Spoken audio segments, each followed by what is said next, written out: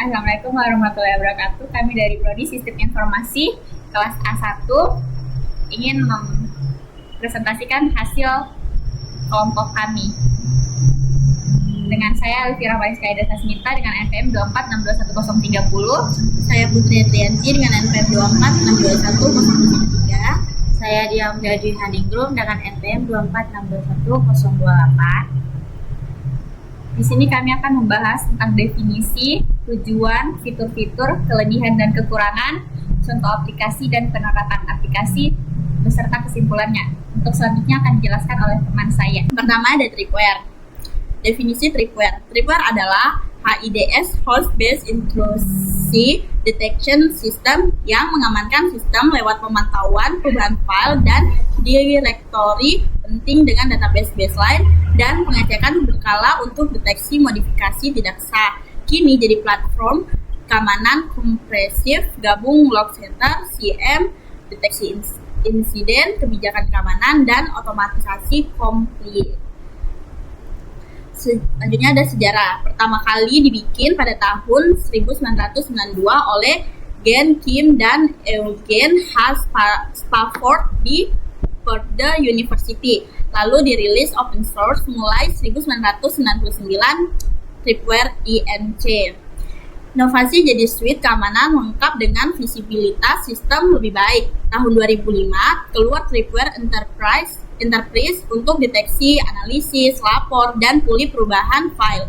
Januari 2010 ada Tripwire Log Center sebagai CM yang menyimpan, korelasikan log dan integrasi produk lain. Pada 21 Agustus 2009 akuisisi teknologi Active4 dan Crosstech untuk tambah fitur Log Center, Security Center, dan Snort Management. Kemudian ada tujuan dan fungsi penggunaan. Tujuan utama penggunaan Tripwire adalah mendeteksi intrusi dini melalui pemantauan integritas file sehingga administrator sistem bisa segera merespon perubahan mencurigakan yang mungkin menandakan serangan hacking. Fungsinya mencakup pembuatan database referensi file, perbandingan otomatis, dan pemberian laporan atau peringatan real-time untuk menjaga kestabilan sistem. 3. Ada fitur-fitur. Pertama, untuk deteksi real-time. Langsung tangkap perubahan file atau sistem berbahaya dan responnya cepat. Kemudian ada visibilitas penuh, gambaran lengkap kondisi IT dan security posture setiap saat. Kemudian ada integritas ekstensif, yang dimana untuk hubungin tim IT keamanan tanpa gap untuk kolaborasi lancar. Kemudian ada compliance otomatis untuk terapkan PIN dan SCM otomatis sesuai standar kepatuhan. Kemudian selanjutnya untuk kelebihan dan kekurangan. Pertama ada kelebihan. Pertama ada deteksi akurat perubahan file via hashing. Setiap modifikasi, hapus, tambah file dapat teridentifikasi dengan jelas. Kemudian ada efektif monitor integritas file, konfigurasi OS atau mendeteksi aktivitas yang mencurigakan. Kemudian ada open source, fleksibel, dikembangkan. Terus ada laporan detail untuk analisis admin, kemudian ada dukung kebijakan keamanan dan komplikasi. Kemudian untuk kekurangannya, yang pertama hanya deteksi, tidak cegah serangan. Kemudian ada proses konfigurasinya awal kompleks. Terus ada update database manual untuk perubahan sah. Terus tidak mampu deteksi serangan berbasis jaringan karena hanya fokus ke HIDS. Kelima ada contoh aplikasi dan penerapan aplikasi. Contoh aplikasi, Tripwire dipasang di server Open Journal System atau OJS yang terkoneksi internet via router, pantau file kritis, buat deteksi penyusup sebagai banteng awal. Penerapannya pada kasus OJS Tripwire dijalankan pakai metode Network Forensic Development Life Cycle. Dari awal sampai akhir, mulai inisiasi, perencanaan, pelaksanaan, operasi, terus di posisi. Manajer jurnal cek rutin khas SHA 256 di file kayak indeks PHP. Buat pastiin nggak ada perubahan curang dan hasilnya nemuin 12 data hilang dari 7 serangan sebagai bukti digital. Proses ini bantu tanggap cepat, pulihin data, dan cegah serangan ulang. Kesimpulannya adalah, tripwire adalah alat keamanan handal untuk pantau perubahan file penting, deteksi akses ilegal secara real time. Dimulai dari 1992, punya fitur deteksi real time, komplikasi, kemudian kelebihannya akurasi hashing dan open source, sedangkan kekurangan hanya deteksi, bukan pencegah. Setup ribet. Contohnya server OJS pakai NFDLC, kemudian 7 serangan hilangkan 12 data. Selanjutnya ada program crack. Definisi sejarahnya. Definisi crack adalah modifikasi ilegal pada file executable, exe atau library software untuk menghapus proteksi copy. Biasanya hanya berfungsi pada satu versi software tertentu. Sejarahnya muncul era 1980-an saat cracker bobol skema perlindungan salinan disk di Atari 800, Commodore, dan Apple II. Istilah cracker digunakan untuk orang yang membobol proteksi software, sering disalahartikan sama dengan hacker. Tujuannya yaitu crack berfungsi bobol proteksi software berbayar jadi full versi tanpa lisensi, termasuk no CD crack, no DFD crack, biar game atau aplikasi jalan tanpa media fisik. Dibuat tim cracker, dirilis via situs, plus file, info, ganti exe, dan lain-lain asli supaya skip registrasi dan verifikasi. Fitur-fiturnya yang pertama yaitu keygen, regenerator lisensi palsu buat serial legal atas nama sendiri. Kemudian ada tambalan, patch, ubah kode program kecil-kecilan atau hemat memori lah. Kemudian ada pemuat, loader, modif, startup program, circumvent, proteksi, contoh trainer game. Kemudian ada fairlight, file info, rilis game dari cracker team. Terus terakhir nowhere, deteksi keabsahan crack. Kemudian untuk kelebihan dan kekurangan, ada kelebihannya cracker memanfaatkan skill untuk untung pribadi, virus, curi data kredit ATM, password, dan lain-lain. Kemudian akses website, IRC, rahasia eksklusif. Kemudian ada IP sulit dilacak via VPN atau proxy. Tapi ada juga kekurangannya. Yang pertama, tidak ada update fitur atau bug fix resmi. Kemudian resiko hilang data atau backdoor, contoh APK hack. Kemudian ada sering error, kena kode rumit. Lalu ada bahwa malware rusak sistem. Lalu mudah menyebar virus dari flash disk atau download. Contoh aplikasi dan penerapan. Contoh aplikasinya, install software X di folder C, program file X, lalu tinggal copy file misal XXE ke folder yang sama. Windows akan muncul peringatan replace file ini, tinggal klik yes dan file original langsung terganti. Penerapan aplikasi, cara kerjanya yaitu programmer bikin software sengaja kasih kuncian biar kita harus bayar dulu baru pakai semua fitur. Bagian crack bongkar file software itu. Pakai teknik reverse engineering supaya kuncinya hilang. Jadi file crack udah diobrak-abrik, tinggal ganti file asli. Langsung bisa pakai full versi tanpa minta serial number lagi. Kemudian kesimpulannya adalah program crack adalah alat ilegal untuk bobol proteksi software berbayar. Jadi full versi gratis sejak 1980-an.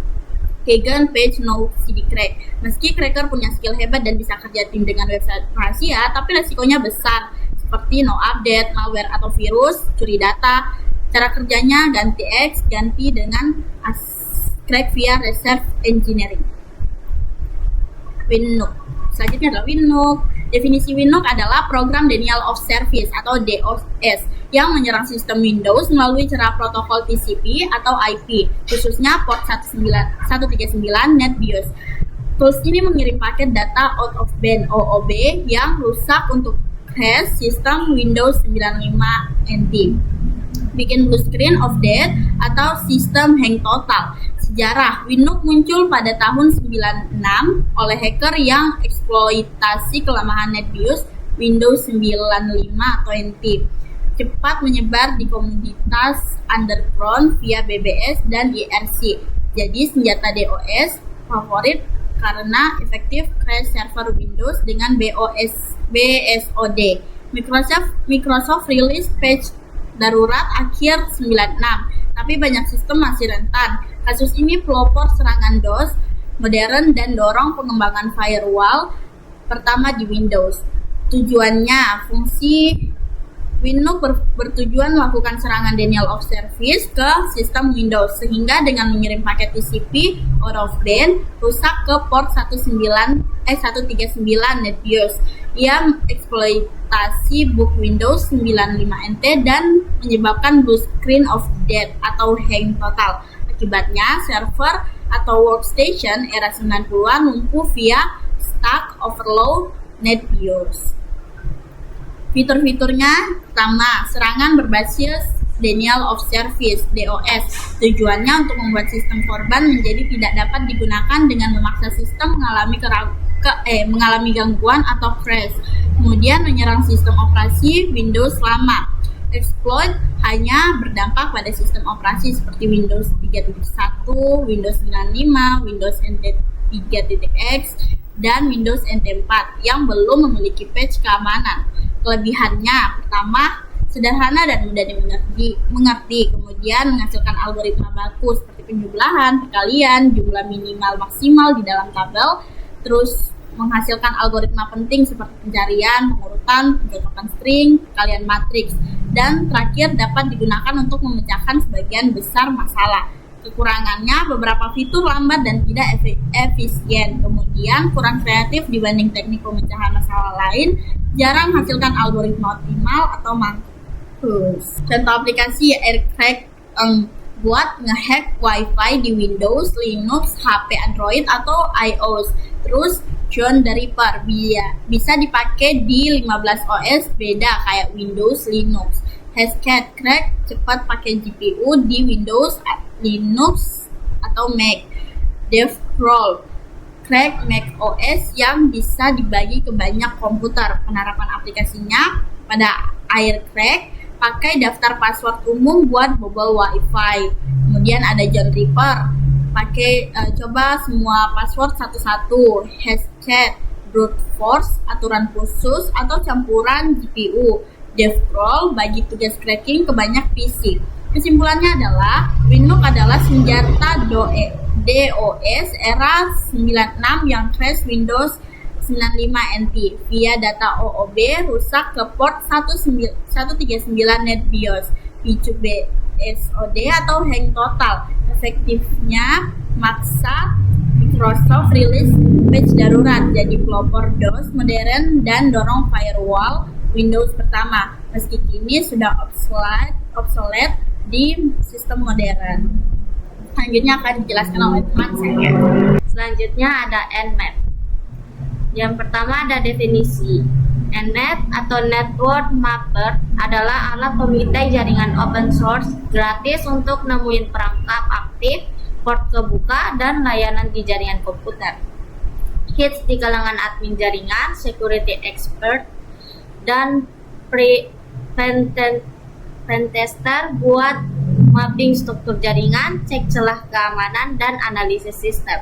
Sejarah dibuat tahun 1997 oleh Gordon Lyon atau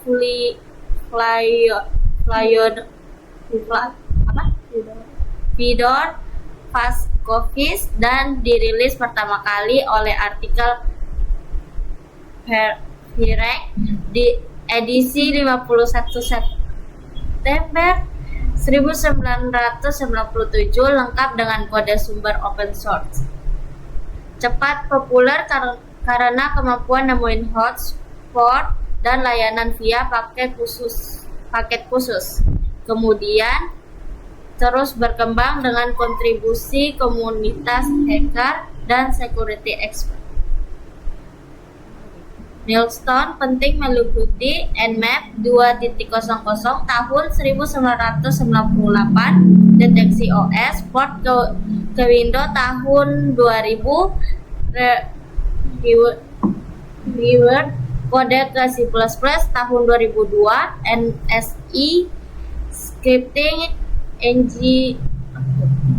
engine tahun 2006, dukungan IPv6 tahun 2012, dan Nmap 7.0 tahun 2015 dengan fitur canggih. Sampai sekarang Nmap masih update rutin dan jadi standar emas network scanning global. Dua, tujuan dan fungsi penggunaan. Yang pertama, menentukan perangkat aktif di jaringan untuk mapping dan deteksi device asing. Yang kedua, memindai port terbuka sebagai jalur data tutup yang tidak perlu cegah celah keamanan. Yang ketiga, deteksi layanan atau versi software di port untuk evaluasi keamanan dan update. Yang keempat, identifikasi OS target atau Windows, Linux, Mac OS via OS detection untuk audit atau penetration testing. Yang terakhir ada audit keamanan lengkap pakai Nmap Scripting Engine atau NSE, cari konflik lemah dan eksploitasi. Yang ketiga ada fitur-fitur. Yang pertama, pemindaian multimode atau TCP Connect, CNN scan, ping scan sesuai kondisi jaringan. Yang kedua, Nmap Scripting Engine atau NSE, jalankan script custom untuk audit celah keamanan. Yang ketiga, deteksi OS target dari pola balasan jaringan, Windows, Linux, dan lain-lain. Yang keempat, identifikasi layanan dan versi software di port terbuka. Dan yang terakhir ada output fleksibel, text, XML, graphical untuk tools lain atau laporan audit. Kelebihan dan kekurangan. Kelebihannya ada yang pertama, gratis dan open source tanpa biaya lisensi. Yang kedua, fleksibel dengan ratusan opsi scan dan mode berbeda. Yang ketiga, akurat deteksi port, layanan, OS, dan versi software. Yang keempat, cross platform, Windows, Linux, Mac, dan Android. Yang kelima, komunitas besar dengan update rutin dan script NSE banyak. Kekurangannya, yang pertama, mudah dideteksi IDS atau firewall modern. Yang kedua, scan agresif, bisa lambatkan atau crash target. Yang terakhir, output terlalu detail, bikin pemula bingung. Butuh skill networking dasar untuk pahami ASIP. Contoh aplikasi dan penerapan. Contoh aplikasinya ada scan 1 IP, Nmap 192.168.1.1 cek port terbuka device tunggal. Terus ada scan port spesifik, Nmap min P 22,84.192.168.1.1 fokus SSH, HTTP atau HTTPS lebih cepat.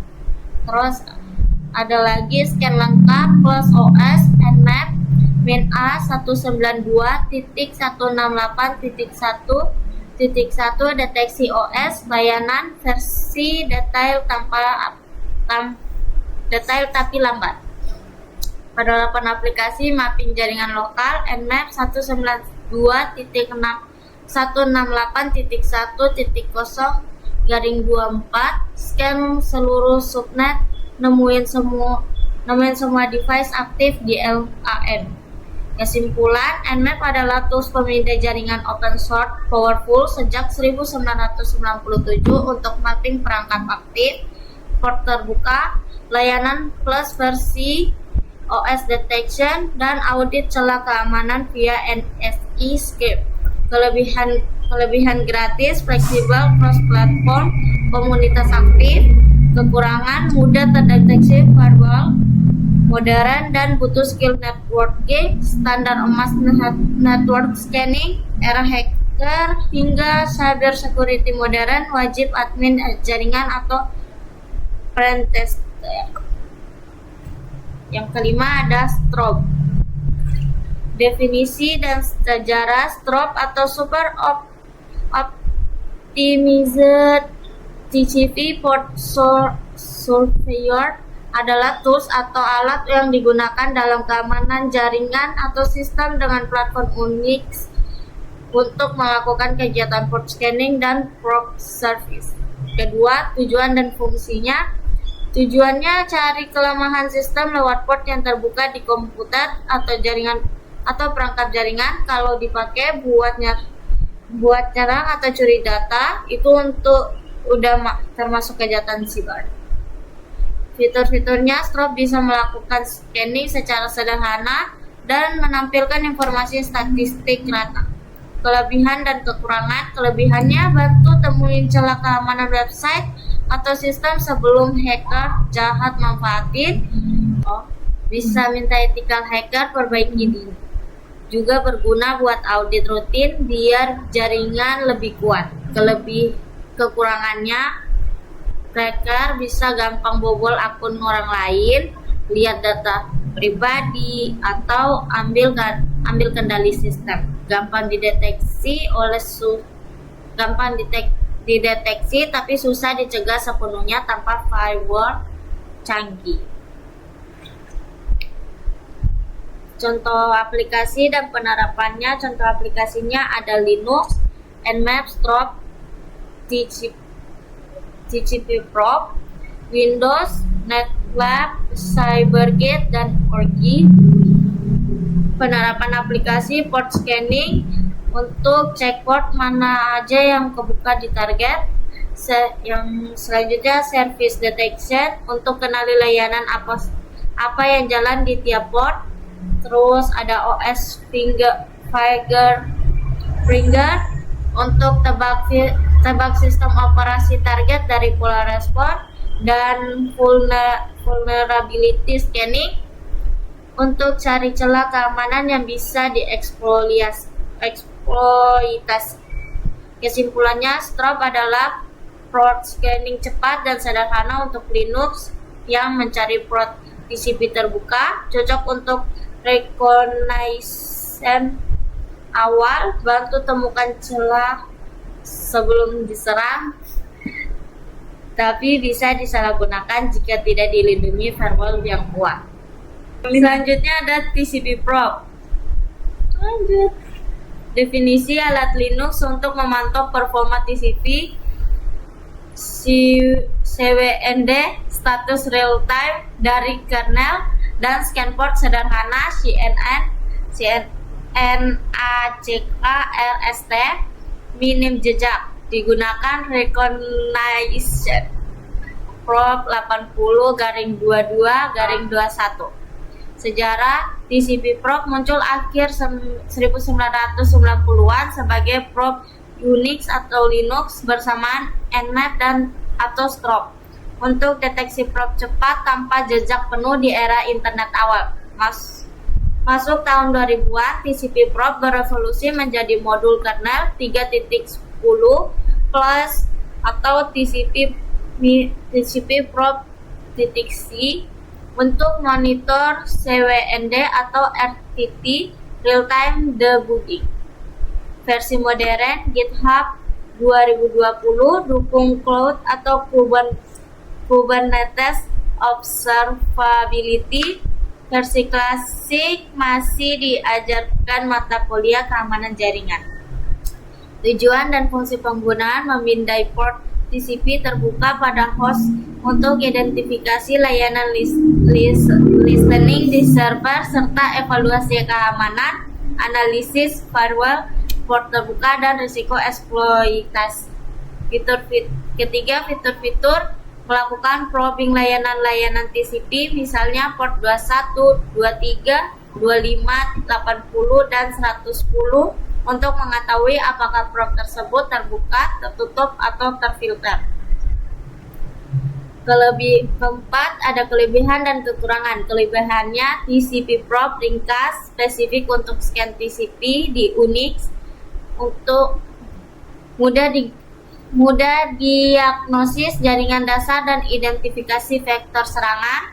Kekurangannya, sederhana dibandingkan Nmap dan TCP DOM, kurang fleksibel, no OS detection, versioning, scripting, berisiko disalahgunakan, reconnaissance jika tak dimonitor. 5. Contoh aplikasi dan penerapan aplikasi. Contoh aplikasi program Unix untuk scan port TCP layanan sering dipakai bareng Nmap dan Srop dalam probing jaringan. Cocok buat praktikum keamanan. Penerapan aplikasi monitor probe server yang terbuka, misal HTTP, SMTP, POP3, blokir sisanya via firewall. Reconnaissance untuk evaluasi keamanan, latihan mahasiswa pahami probing port. Kesimpulan, alat Linux atau Unix untuk monitor koneksi TCP dan scan probe terbuka server. Bantu admin cek layanan aktif, firewall, dan cek keamanan. Sederhana untuk reconnaissance dasar dan praktikum, tapi kurang fleksibel versus Nmap dan berisiko penyalahgunaan. Dipakai evaluasi jaringan dan pengajaran probing port. Selanjutnya akan dijelaskan oleh teman saya. Selanjutnya NetLab. Untuk definisi dan sejarahnya, definisi NetLab adalah software probing Windows era 169 yang berisi kumpulan tools network scanning, digunakan cracker untuk reconnaissance awal sebelum exploit. Sejarah muncul akhir 90-an bersamaan ledakan internet dial-up, dikembangkan komunitas hacker underground sebagai alternatif cyberkit yang lebih ringan. Populer di kalangan script kiddies karena GUI friendly. Tujuan atau fungsi penggunaan: pertama, port scanning untuk cek service aktif di target server. Kedua, network reconnaissance, host discovery, service enumeration. Ketiga, client management untuk multi-play connection testing. Fitur-fiturnya, yang pertama ada multi-client interface, yang kedua hotkey switching antar tools, history host atau IP untuk repeat scanning, yang ketiga file browser untuk input configuration. Kelebihannya user-friendly GUI, cocok untuk pemula. Kedua, ringan jalan di Windows lama, multi-tools dalam satu patch, gratis dan portable. Kekurangannya terbatas pada basic scanning. Dua, rawan deteksi IDS modern. Tiga, tidak ada scripting atau automation. Contoh aplikasi dan penerapan aplikasinya. Contohnya NetLab EXE ping 192.168.1.1. Kedua ada NetLab EXE strip port scan 192.168.1.0/24. Ketiga ada NetLab EXE strip and is locked up target.com. Penerapan aplikasi reconnaissance pass, pentester pakai NetLab scan port 21, 22, 80, 443 di target. Network mapping, admin jaringan cek device aktif di LAN. Service enumeration, identifikasi versi HTTP server untuk vulnerability research. Kesimpulannya, NetLab efektif untuk network probing dasar tapi sudah obsolete untuk pantas modern.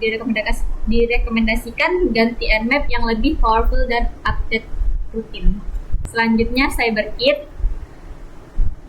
Definisi dan sejarah dari CyberKit adalah toolkit hacking atau cracking yang muncul akhir 1990-an hingga awal 2000-an bersamaan ledakan kejahatan cyber.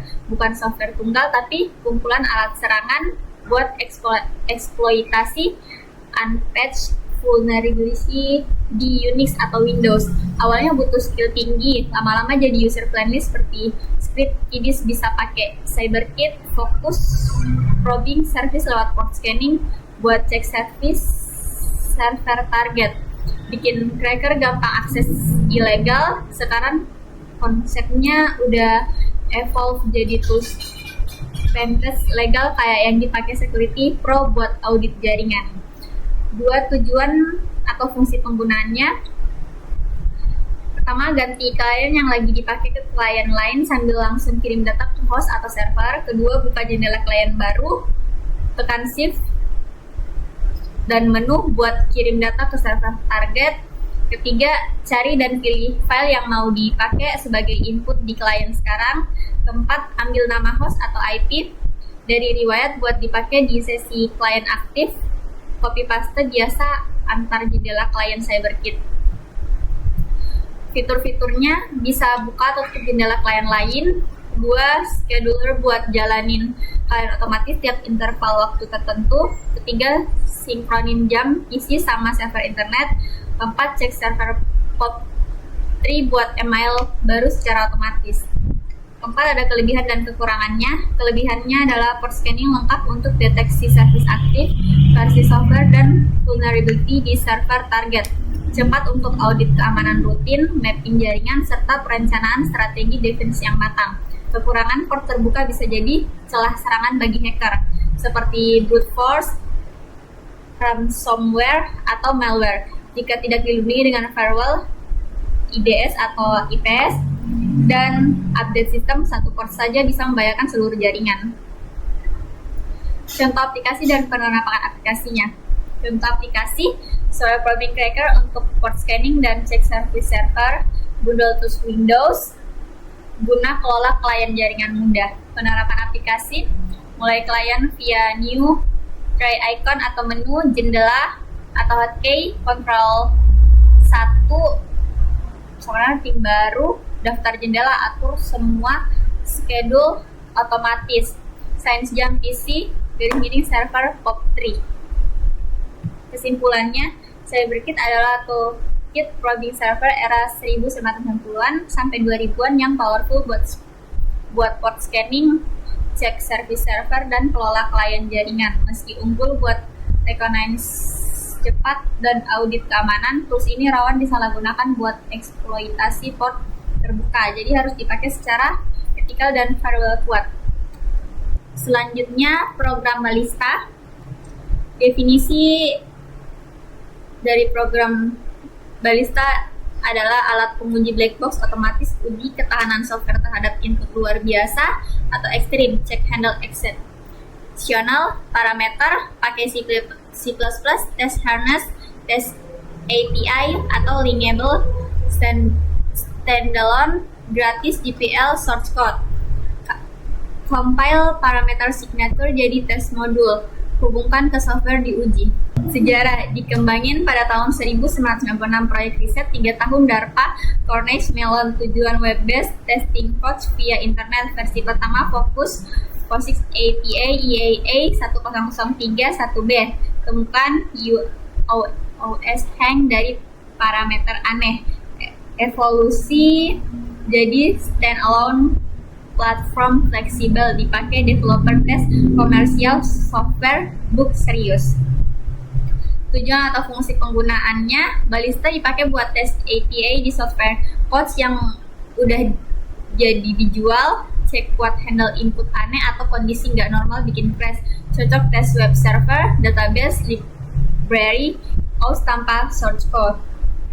Fitur-fiturnya, tes otomatis yang bikin ribuan test case random dari parameter APA, deteksi crash atau hang, memory leak, black box testing tanpa source code. Kasih skor angka buat ukur kekuatan exception handling software. Kelebihan Ballista yaitu mampu menguji kode dari luar yang dapat diimplementasikan ke sebuah web serta software tersebut dapat bergerak sebagai sistem operasi seperti Windows XP. Kekurangan, Ballista susah analisis hasil ketahanan dan bikin daftar test case spesifik yang bisa direproduksi buat kasus hang atau crash. Pengguna harus manual identifikasi input penyebab kegagalan biar bisa di-fix. Contoh aplikasi dan penerapan aplikasinya. Contoh aplikasi Ballista bisa nemuin input aneh yang bikin OS hang pas sistem call, atau bikin software komersial crash tanpa kasih error message yang jelas. Penerapan aplikasi dipakai buat tes ketahanan API codes kayak web server Apache, database MySQL, library system, operasi terhadap parameter ekstrim yang jarang kepikiran developer saat coding. Kesimpulannya, Ballista adalah tools black box testing yang kuat buat uji ketahanan API software COTS terhadap input ekstrim. Lahir dari proyek DARPA 1996, tools ini efektif nemuin crash atau hang yang nggak kelihatan testing biasa. Meski susah analisis hasilnya, cocok buat developer test web, service, database, OS library biar lebih robust. That's all for now. Thank you for watching. Bye bye. Bye.